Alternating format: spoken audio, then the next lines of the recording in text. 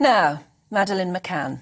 Her parents have welcomed the news that a formal suspect has been named in her disappearance. The Portuguese authorities are investigating 44-year-old convicted sex offender Christian Bruckner in connection with the case. Kate and Jerry McCann say even if the possibility is slim, they've not given up hope that Madeleine is still alive. Of course you remember, don't you, the 3-year-old was taken from her hotel room during a family holiday in Praia de Luz in 2007. Well, with us now is Peter Bleksley, former Scotland Yard detective, and you've been out there at least once, I think, Praia de Luz, haven't you, and sort of sussed it out for yourself? Yes, I have. I've spent quite a bit of time out there, and I've walked around the apartment where the McCanns were staying, and I've walked the route from that apartment to the restaurant where they were dining with friends on that dreadful evening that Madeleine went missing. I've paced it out, I've timed it to see how long it would take, and done a pretty exhaustive recce of the area. What sort of assessment did you come up with after that? Well, from where I sat, at the same table that they and their friends had sat, you couldn't see the apartment clearly, and you certainly could not hear any noise from inside that apartment. It was some considerable way away. So, speaking as a parent, I would not have been that far away from my children, ever, especially in a holiday situation, many miles from home. If you could equate it, perhaps, to, say, a similar sort of environment in the UK, Centre Parks, for example, a holiday resort where people have apartments or villas, and you can walk a distance to eat and what have you. I think if you sort of replicated Madeleine's circumstances in the UK, now bearing in mind that her parents were out of sight and out of earshot from the children, I think it's possible that a case file might have been sent to the Crown Prosecution Service to consider whether the parents had been neglectful, because being out of sight and out of earshot of your children, I don't think is a very good idea under any circumstances. That said, they have, of course, the McCanns, paid a dreadful price because, as we now know, approaching 15 years, Madeleine has still not been found. I mean, a lot of parents at the time, I remember, it was my first reaction too, was, God, just like you said, as a parent, you can't understand why they left them to go for a meal, even though they apparently went back many times during the evening to check on them. Nevertheless, whatever, something happened to Madeleine, and we still don't know what. What do you think of this? It's not a new lead, it's actually quite an old one, isn't it? Yeah, I would exercise caution around all of this, around this convicted sex offender being named as an arguido by the Portuguese. This may be procedural, because in Portugal there is a statute of limitations, which means that people can't be prosecuted beyond 15 years of a crime being committed. So are they kind of announcing this status now to buy them some time in order that they kind of circumnavigate that statute of limitations? Possibly, quite frankly, we don't really know.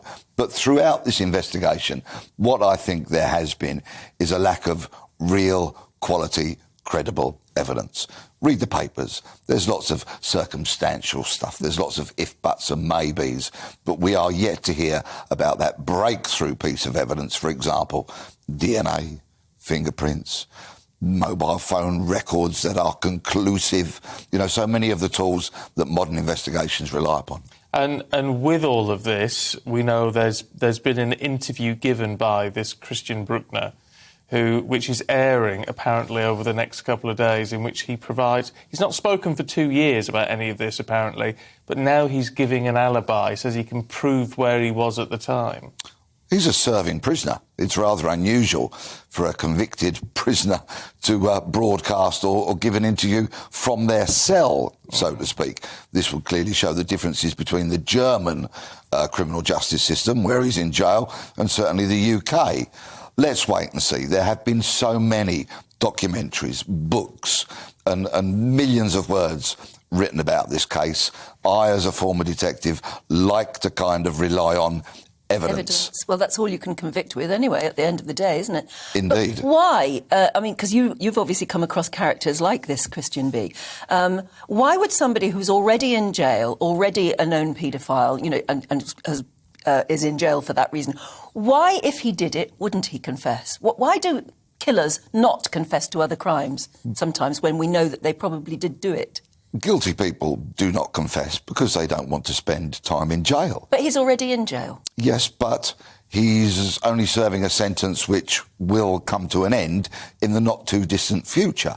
And I've never met anybody in prison who wanted to spend another day in there. They all want to be on the outside. And I think it's fair to say that if ever the evidence was gathered that this man stood trial somewhere under some jurisdiction and was convicted, if that situation were to arise, I think the jail sentence would be incredibly long, and it might perhaps mean that anybody convicted of this crime may never be released. Yeah, OK, fair point, fair point. Look, it's really good to see you, as always, Peter. Thank you very much indeed. You're welcome. Yes, and so the awfulness goes on. Everybody wants closure, let alone, obviously, her parents. Everybody just wants to know, and maybe we just never will. I don't think we ever will. I don't really, sadly. It's an awful situation. It reminds me of the case, do you remember little Ben Needham? Yes. And that's again, such a long time ago. It's such a long time ago, and we still don't know. Some children do disappear. But you were saying yesterday you've come across, over your years, many cases of missing children. Well, Peter, you'll know that. I mean, well, not the exact figure, but when you look at how many children go missing in the UK every year, I mean, it's astronomical, isn't it? Well, actually, we're very fortunate in so much as that the number of children that go missing never to be found again is mercifully rare. That said, there are, of course, a number of children, including a dreadful case yesterday, where children are murdered by those who are supposed to love them and care for them and cherish them, and a tiny number do go missing, never to be found again. But there is, of course, a wonderful charity, Missing People, that do an awful lot of work to try and carry on with those cases long after perhaps the police have closed the file. Yeah. And sometimes, extraordinarily, they turn up, don't they? I mean, only very rarely, I know. And they usually sort of make documentaries and movies about it when it does happen. But there are these extraordinary cases where years later a child suddenly realises, a child who's then grown up, realises that maybe they are not where they should be and maybe they had a different past and can look it up on the internet now and find out.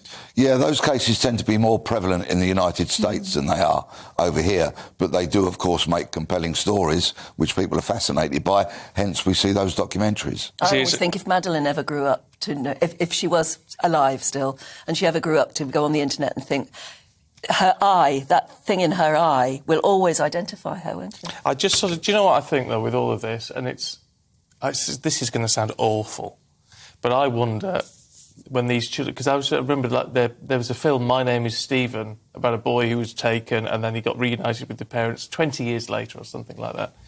And, of course, he was so totally messed up and actually went on to have a miserable and pretty short life after that, I think. And it's just so utterly depressing that you wonder if that is the best outcome. And that sounds awful, doesn't it? But I think the likelihood of Madeleine ever being found is remote in the extreme, sadly. I can understand why her parents cling to that hope that one day she may be. But yes, let's just hypothesise for a moment. Imagine that she is found. I think she will be damaged goods. But if she is found, then the people that would have been responsible for stealing her away from her parents would deserve the most severe punishment a court could hand down. Yeah. No, absolutely. Peter, thank you very much indeed. Happier thoughts. It's St George's Day. It is